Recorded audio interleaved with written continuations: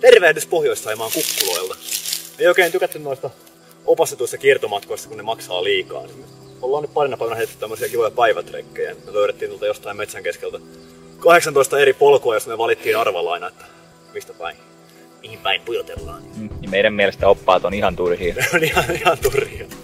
Nyt löydettiin ihan siisti paikka täältä. Asustellaan tuolla jossain alhaalla kukkulan takana tai... Me ei olla ihan varmoja, mutta... Eiköhän sinne löydy takaisin tie vielä kuitenkin. Tää on aika siistiä mestaa kyllä tää Pohjois-Taikkulakin.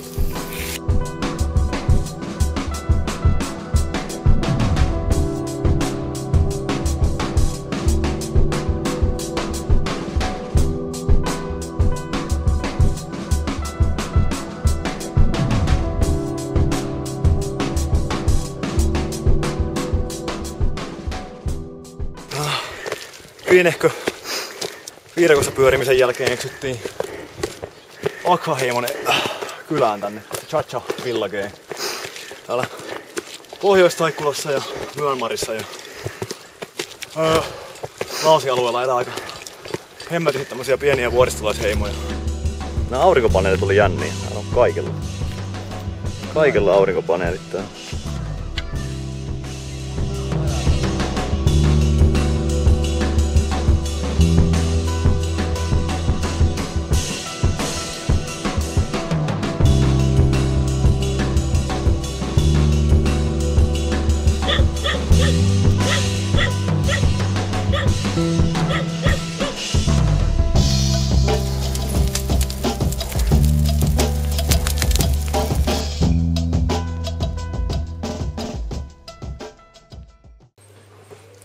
Kuka Peijoni väitti, että Thaimaassa on lämmintä? Nyt se valehteli. Ei oo. On kylmä. Jäätävän kylmä päivä. Oh. Joo, mamma joutuu laittamaan meidän notskin, kun täällä on varmaan 16 lämmintä ja pilvistä, niin mamma oli mukava. Sitten voidaan lämmitellä ja kohta mennään saunaan. Minkälainen kokemus siitä tulee? Siitä voi tulla jännä. Tervetuloa akhalaiseen saunaan. Päätimme ottaa saunan. Saa nähdä millainen se on. Savuaa. Se on tämmönen. Täällä on aika jämäkkä tuoksu. Akha-saunassa ollaan. Tää on tämmönen betonikoppi, missä on keskellä tommonen noin 10 senttiä alkasijalta tommonen pieni lovi ja sieltä tulee savu, varmaan jotain vesihöyryä, se tulee varmaan joku filtterin läpi, siinä on joku tuoksu. Se on ihan lämmintä täällä. mutta ikävintä tässä on, että täällä on kylmä. Mutta muuten täällä ei ole hirveän lämmin. Täällä on aika höyrystä ja täällä on ehkä 40-50 astetta. Joo. Sanotaan, että sinne hikipääse kyllä tulee. Joo, mutta aina kun sauna löytyy jostain päin maailmaa, niin kyllähän suomalaisen pitää kokeilla sitä. Nyt se löytyy Akha-hilliltä ja kyllä me testattiin. Nyt täytyy myöntää, että on yksi hämärämpiä tilanteita kyllä ikinä. Me ollaan tässä nyt, tultiin saunasta vilvoittelemaan. Miten sieltä nyt pystytään tulee vilvoittelee. On täällä vähän kylmempi kuin ollut tuolla saunassa kuitenkin. On tässä vähän. Kyllä siellä vähän saa kostetta pintaa ja vesihöyryä aika paljon. Mutta tässä on tää Akha-hilli, missä me nyt asustellaan. Tässä on ihan hirveästi nyt. Niin tässä. Tässä leikkii nyt lapset ympärillä ja joo. Me koitetaan tässä nyt sivistyneesti sitten saunassa.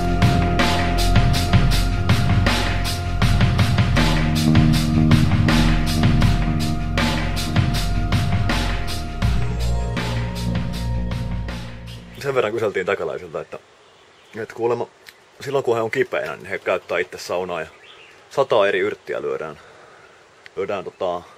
ulkopuolella olevaan kiukaaseen ja sitten yrtit sieltä veden kautta porisee saunaan, niin enemmänkin tämmönen höyrysauna. Meininki niin kuin kuvistakin ne varmaan näkyy. Nyt on kuosiuduttu, nyt on kaikki terveenä. Hengitetty kaikkia luonnon yrttejä ja vanhan kansan oppeja. Että nyt voi hyvillä mielin kohta jatkaa matkaa taas.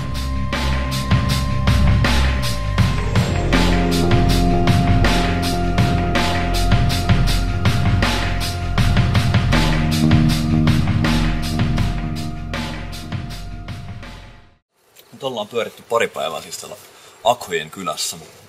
Akhat on alun perin Tiibetistä lähtöisin oleva heimo. Heitä möllöttelee täällä Thaimaan, Myanmarin ja Laosin alueella ja lisäksi tuossa Etelä-Kiinan Yunnanin alueella. Yhteensä Akhoja on 50 000. Tästä vuoristoheimosta köyhimpiä, ainakin meidän tietolähteiden mukaan, sillä heillä on eniten vaikeuksia ollut assimiloitua thaimaalaiseen yhteiskuntaan. Sama pätee vissiin naapurimaita. Tällä kylällä pyyhkii hyvin, näillä on majapaikkoja tässä ja turistit tuo tänne rahaa. Uskonnoltaan he on animistisia, eli jonkunnäköistä luonnonpalvontaa. Kristillisin vaikuttein myös, koska ainakin hautakummut oli risteen koristeltu, mitä tuossa nähtiin. Täällä on ollut ihan mielenkiintoista pari päivää hengailla ja ihmetellä meininkiä. Huomenna matka jatkuu kohti etelää ja Bangkokia pikkuhiljaa.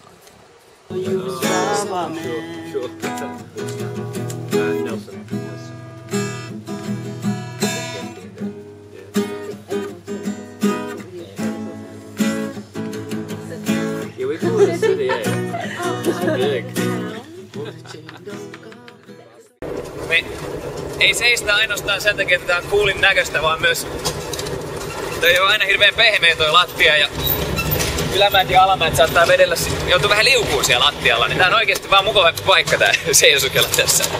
Joo. Nyt jää Akhahilli taakse. Yllätykseksi me huomattiin, että siellä oli myös hemmetisti burmalaisia.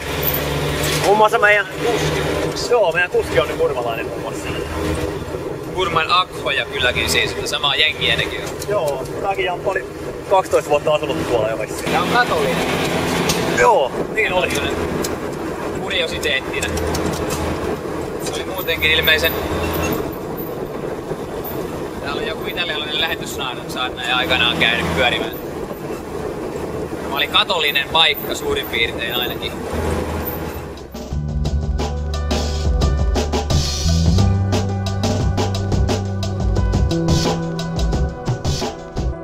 Isi, mä vähän golfia. Tuppa kato tuolta päin, niin isi näkee sen kunnolla. Tuolla, Ja niinku lyönnin vai? Suoraan sivukin, niin. Noin, nyt isi näkee sitten miten poika pelaa nyt. Ai että, oli kyllä huonoin lyönti tähän mennessä. Se oli kyllä huonoin tähän mennessä, täytyy myöntää. Oli varmaan vähän liikaa yritystä. Vähän. Mä voin ottaa seuraavankin, niin saadaan parempi. Mutta me ruvettiin vähän snobeileen. Meillä on 5 tunnin bussin odotus, niin tultiin rangelle. 25 patia, 50 palloa ja mailla. Tää oli hyvä diili. Tää oli vähän liikaa aikaa. Näytäs nyt seuraava vielä. Niin. Katsotaan nyt. En mä sitä videolla saa kuitenkaan, mutta... Joo, ja siis olisi tyytyväinen. Vauva todistaa, että äsken oli paljon painetta. Joo. Nyt lähti jo parempi.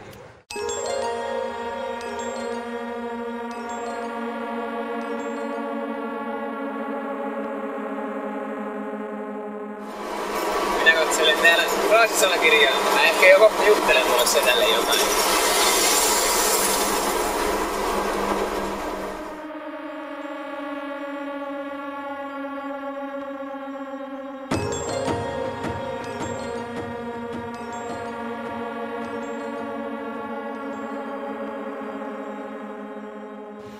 Mitä Indiana Joones? Indiana Joones on päässyt taas Raunioille. Angkorissa ja Kambodžassa me vähän höpistiinkin teille näistä muinaisista huimista kansoista, mitä täällä päin maailmaa on ollut. Siellä oli tosiaan Khmer Kingdom, joka Angkoria hallitti 1000 vuotta sitten, kunnes taimaalaiset tuli ja pisti paikat niin sanotusti paskaksi 1400-luvulla. Taimaalaiset tuli täältä. Tämä on Ajuthajan kaupunki, sieltä se nykyään edelleenkin tässä pari tunnin matkan päästä Bangkokista pohjoiseen. Aina nykyään täällä ei hirveästi enää muuta kuin nämä rauniot, koska 1700-luvulla puolestaan burmalaiset tuli ja pisti nämä mestat sileiksi. Jännä ajatella, että tuossa keskiajalla niin eurooppalaiset, etupäässä hollantilaiset on käynyt kauppaa esimerkiksi Ajuthajan kanssa. Huomattavimpana erona just Angkoriin, niin täällä on tehty kaikki tiilestä. Se oli hyvin yllättävää. Joo, Angkorissa oli semmosia isoja harmaita kivilohkareita. Kaikki täällä on ihan punaista tiiltä. Tää on ollut aika rajua tää sodan kautta tuohon aikaan. Täälläkin on kaikki pistetty aika lailla paskaksi, kun burmalaiset on tullut. Näkyy poltettuja seiniä. Vaan tässä nyt vielä pystyssä tätä toki, mutta suurin piirtein niin se on mennyt, että burmalaiset tuli ja kaikki tapettiin ja kaupunki silleen. Tiukka meininki. Aika raju.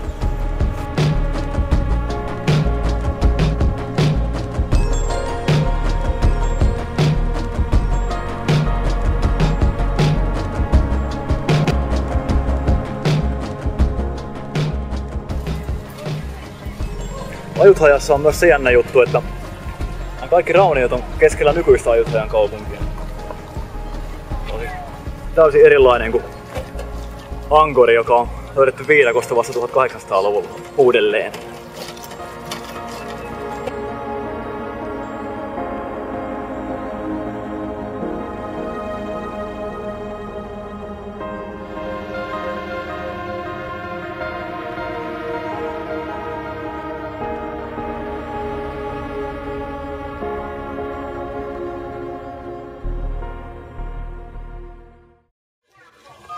Ajuthajan keskustaan. Aika tylsän näköinen mesta täältä päin, mutta noin kanava ja temppelihassikat on kyllä älyttömän hienoja. Täällä on kiva polkea pyörällä kyllä. Kohta aiheutetaan varmaan jotain liikennekatastrofia.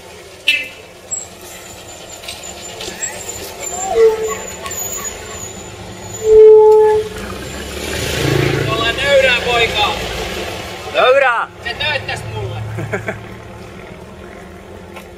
Täytyy sanoa, että Kaakkois-Aasian ilmasto on kyllä mahtava. On kyllä hieno. Tää on kyllä huikee. Vaikka paleltikin kyllä vähän tossa pari päivää.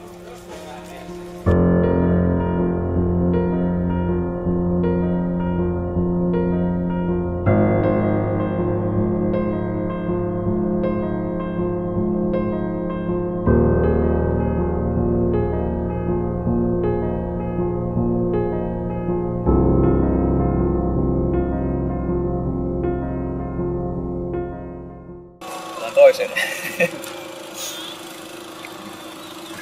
Korkkaria koijattiin taas. Ja nyt itkettää. Oli semmosia punaisia juttuja tuolla seassa.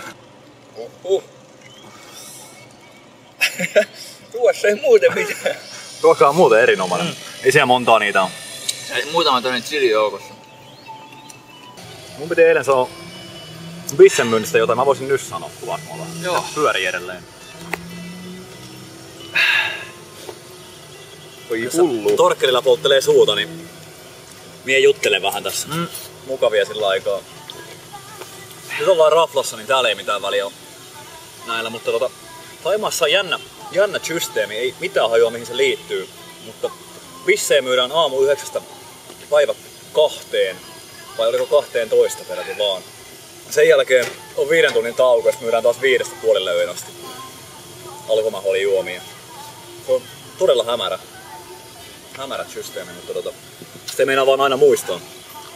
Eilen muun muassa menin 5:05 kauppaan, joudun odottelemaan 5 minuuttia, että sain oluen ostettua. Helpottaako jää? Helpottaa hyvin hetkellisesti. Torkkeli arvioi tämän 9 parhaaksi, missä hän on ikinä ollut hostelleissa, jopa Euroopan mukaan lukien. No.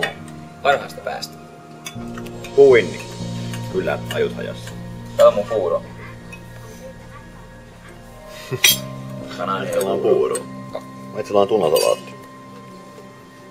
Hyvä. Continue.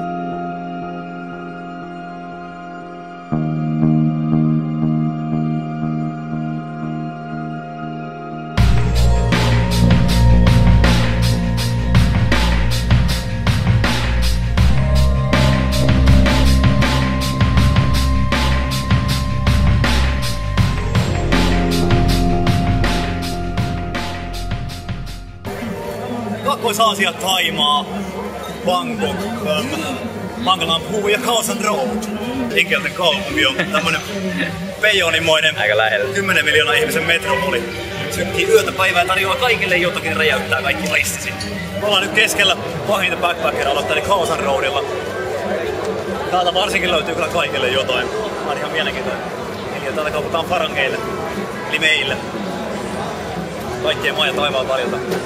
Farangi on muuten hauska termistä, ei tullut vielä mainostettua. Se on täkäläisen termi. Se tarvitaan yleensä kömpelöä ja isokokoista ja huonokäytöksestä valkoisesta jampaa. Jostain ihmeen syystä myös valkoista ja mautonta kuovahedelmää kutsutaan farangiksi. No niin. Mutta tämä on Bangkok. Tervetuloa.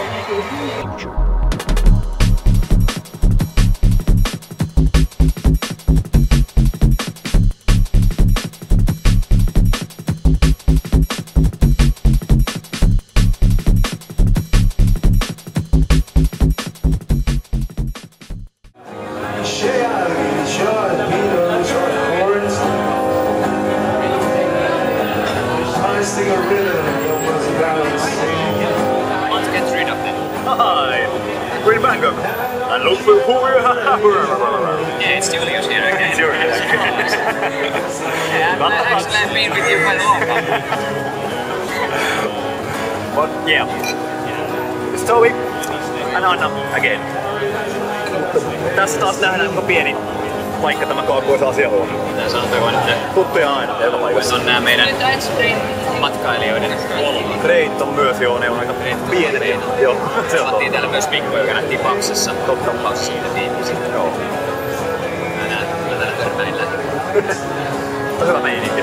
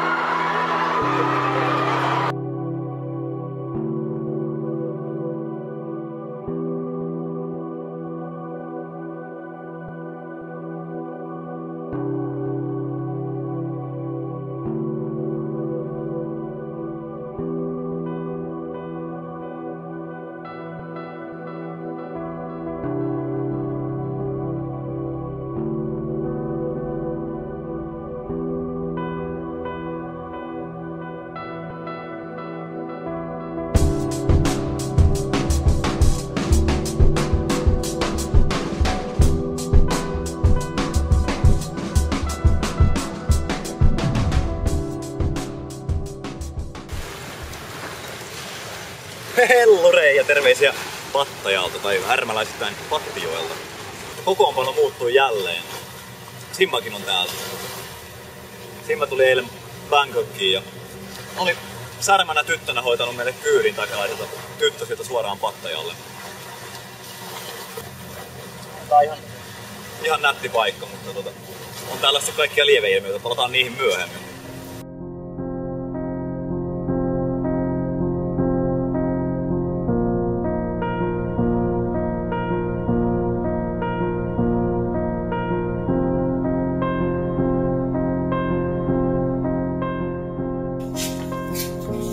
Mitä mieltä sinne oot serkkustalossa? Ihan kiva talo serkulla.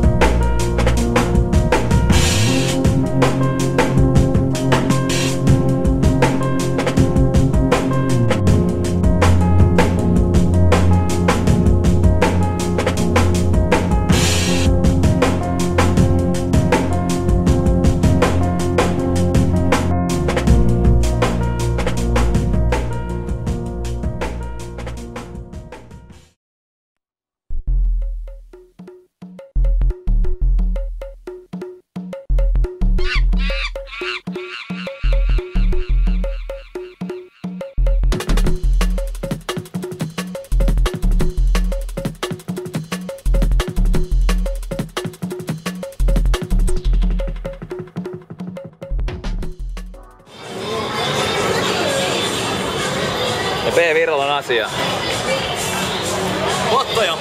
Pattajan kävelykatu 2011. Idän synninme. Kaikilla on jonkinlainen mielipide Pattajasta. Kaikki tietää jotain siitä. Lähinnä sen, täällä on huoria, paksuja valkoihoisia länkkäreitä niiden perässä. Mutta mikä on todellinen Pattaja? No se sama. Kaikki tuo edelleen pitää paikkaa. Tänään näkee hemmellisiä pariskuntia. 50 länkkäri, 10, 20 taituttu tyttö painalossa. Toisaalla täällä näkyy myös jonkin verran lapsiperheitä. Täällä näkyy myös sopusuhtaisempia pariskuntia, Tässä on 60 länkkäri ja 450 laityttö kainalossa. Se ei ole enää niin paha. Tota meininki on aika sitä, mitä täältä odotettiinkin. Tää kävelykaton kaiken synnin mekkä. Tässä on tyttöyökerhoa, tässä on pornoluolaa. Kadunvarsitussa Joenrannassa on täynnä tyttöä, että saa kenet tahansa mukaan. Täällä en tiedä, mutta tuntuu, että kuka tahansa nainen täällä on ostettavissa. Täällä on myös venäläisprostituoituja sen vuoksi, että takalaiset tai aasialaiset miehet tulee tänne, vähän rikkaampi aasialaisjengi, niin ne haluaa länkkärinaista. Kaikkea löytyy. Ehkä kaikille.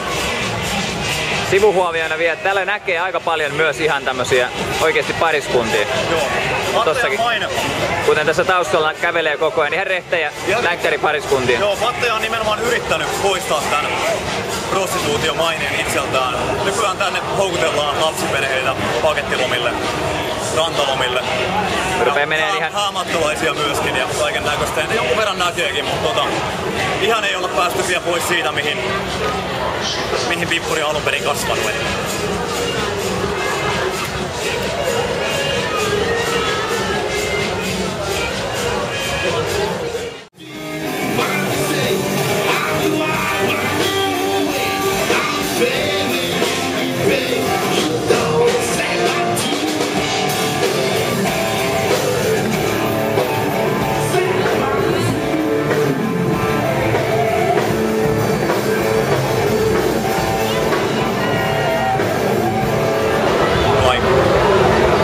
Go-go-baareja, mistä tultiin juuri. Siellä on tytöt numeroitu, heillä on numeroimattu. Jengi joraa lavalla rinnat paljaana tai ilman vaatteita tai bikinissä, mitä ikinä onkaan. Sieltä saa mukaansa kuitenkin kuulemamme mukaan. Nimenomaan kuulemamme mukaan. Maksaa baaripitäjälle 500 patia ja tytölle itselleen 1000 patia. Eli just tommonen 35 € setti. Tää on nimenomaan isojen mielestä sirkus.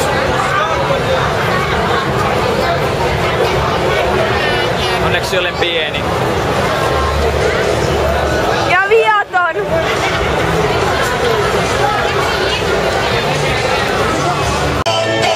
Patteja on helppo viata tai helppo rakastaa. Neutraali ei voi olla millään lailla. Kaikki riippuu ihmisestä. Mitä haluaa.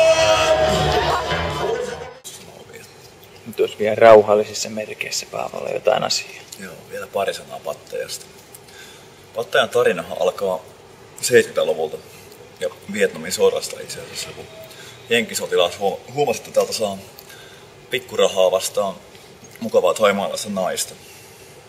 Sillä tiellä ollaan tavallaan edelleen, paitsi että kaikki on räjähtänyt ihan käsiin taas kerran.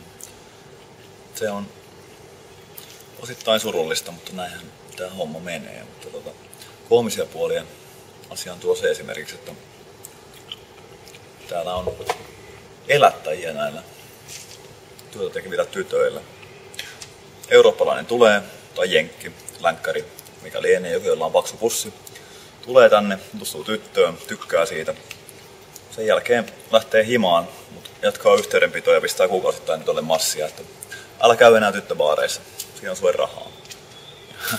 Ironisen storin mukaan, niin yhdellä tytöllä saattaa parhaimmassa tapauksessa olla joku 4 tämmöistä herraa, jotka heittää ympäri maailmaa rahaa heille kuukaudessa, ja siitä huolimatta he saattaa edelleen käydä siellä duunailemassa. Ja mitä tästä voimme päätellä? Nämä naiset ehkä oikeasti tykkää tästä hommasta jostain syystä. Samoin myös kun tuo rantakatu tuossa on täynnä kaiken näköistä tyttöjä, joka on valmiina lähtemään mukaan, mutta siitä huolimatta niin ravintolassa voi olla ilmoituksia, että tarvitaan työntekijöitä. Eli kyllä tässä haetaan selvästi jotain pakotietä tai jonkunnäköistä lottovoittoa siitä arjesta, ettei tarvitse herätä 8 aamulla töihin ja tienata pikkusummia rahaa, vaan että voi saada vähän enemmän ja tehdä hieman vapaa duunia.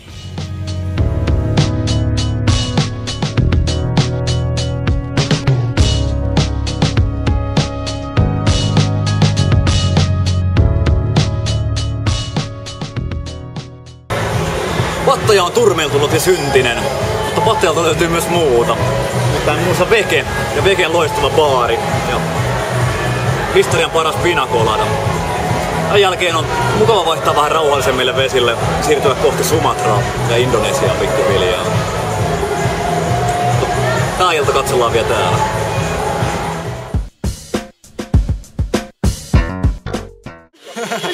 Hello guys! Tervetuloa Topajärvelle. Täällä ihmiset on ihan mahtavia. Ollaan hengattu tässä takaisin nuorison kanssa nyt 10 minuuttia, yritetty päästä meidän guesthouselle, mutta nää vaan haluu jututtaa meitä ja olla kuvissa meidän kanssa. Ottaa nimmareita ja... Joo. Nää on ihan mainioita jengiä. Thanks.